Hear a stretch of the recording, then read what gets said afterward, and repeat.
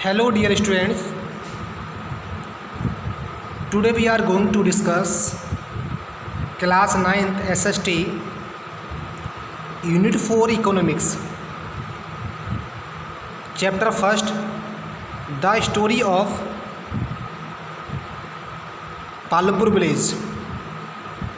And today's topic is Land is Fixed.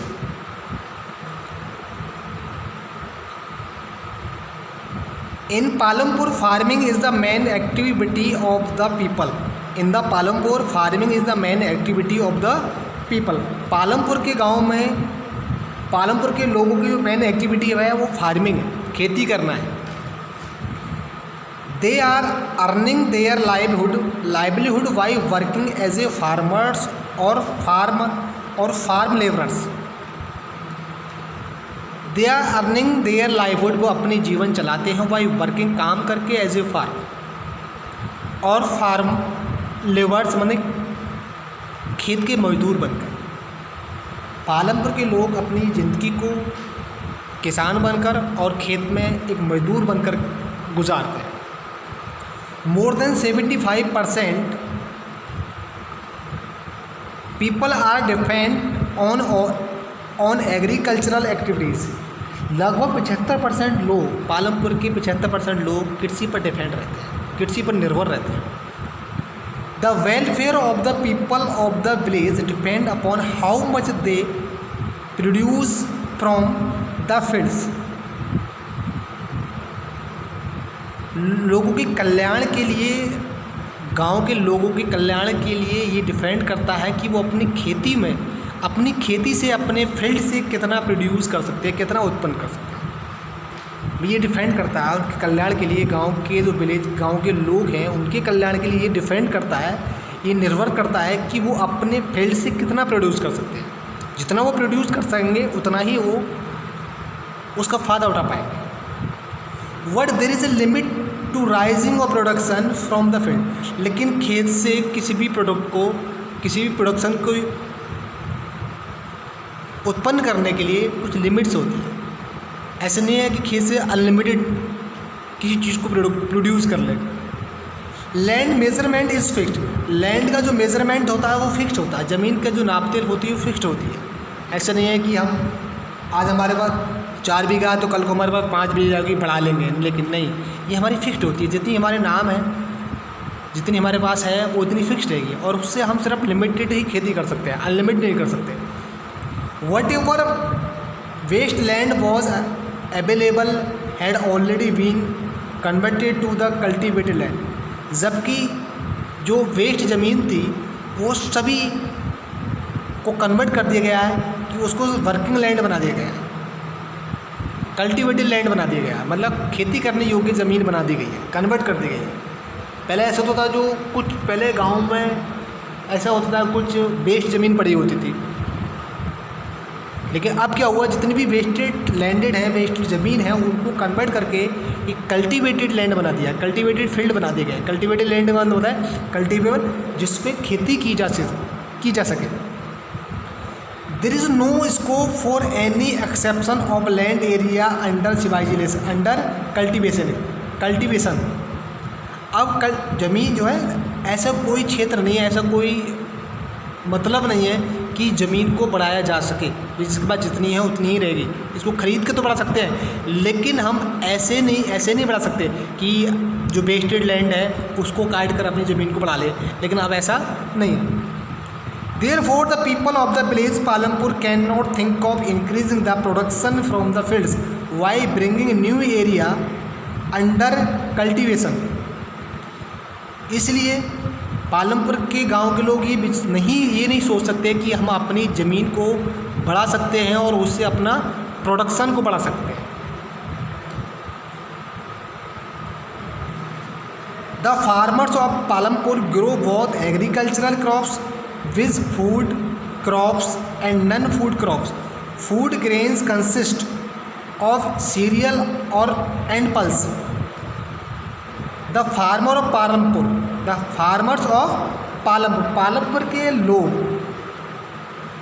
अपने agriculture crops को पैदा करते हैं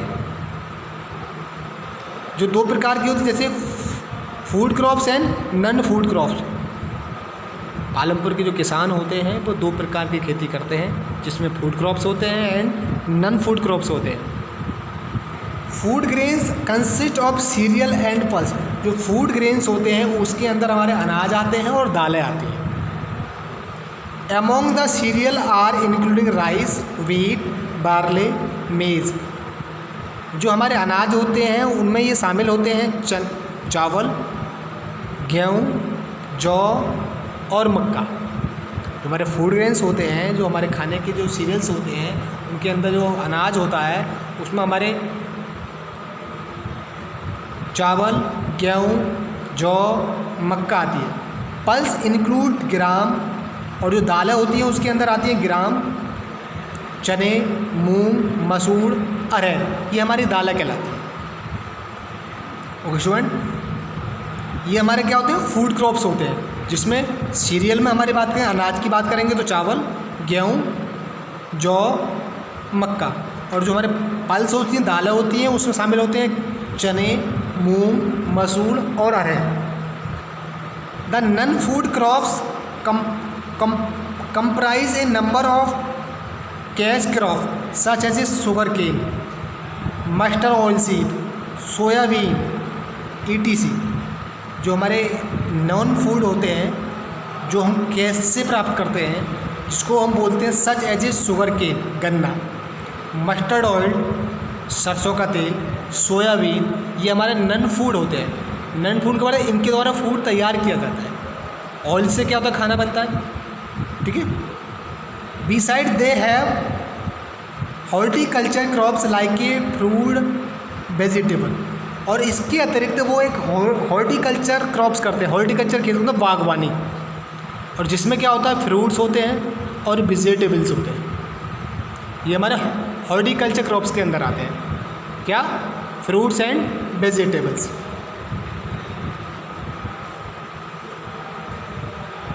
The villagers of Palampur have cultivated all the land available to them and nothing has been left idle।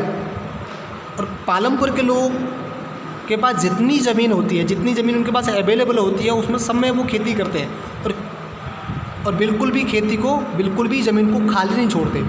जितनी उनके पास ज़मीन होती है सब में अपनी कल्टिवेटिंग करते हैं, मतलब खेती करते हैं। They grow cereal like wheat, rice, barley, bajra, maize, mustard oil, sugarcane, potato, tomato, onion, pumpkin.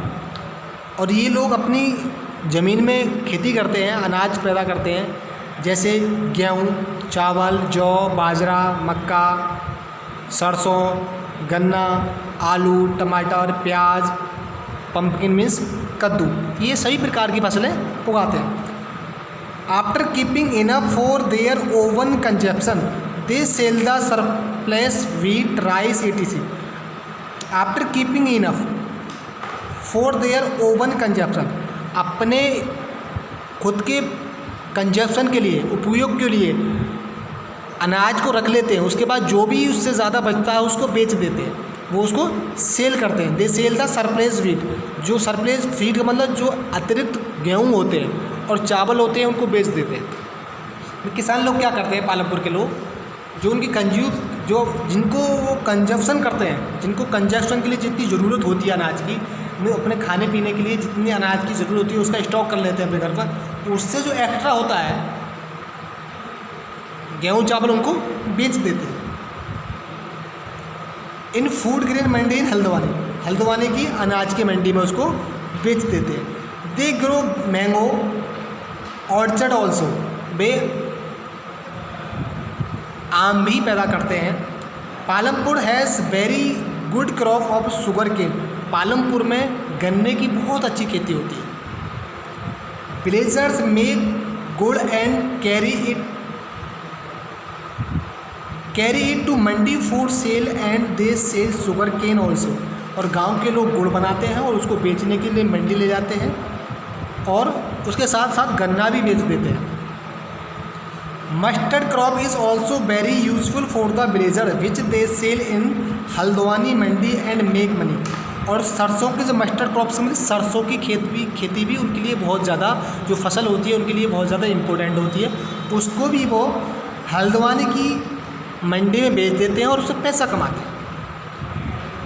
During sugar cane harvesting a large number of workers gate employment from outside also. और जब पालमपुर के लोग गन्ने की खेती करते हैं तो उनको बहुत मजदूरों की ज़रूरत पड़ती है, और वहाँ बाहर के लोग जो होते हैं उनको बहुत ज़्यादा एम्प्लॉयमेंट में रोज़गार मिल जाता है। Palampur is famous for potato production also. और पालमपुर का जो गांव है पटाटो आलू की खेती के लिए बहुत ज़्यादा फेमस है। The surplus production is sold in Haldwani Mandi.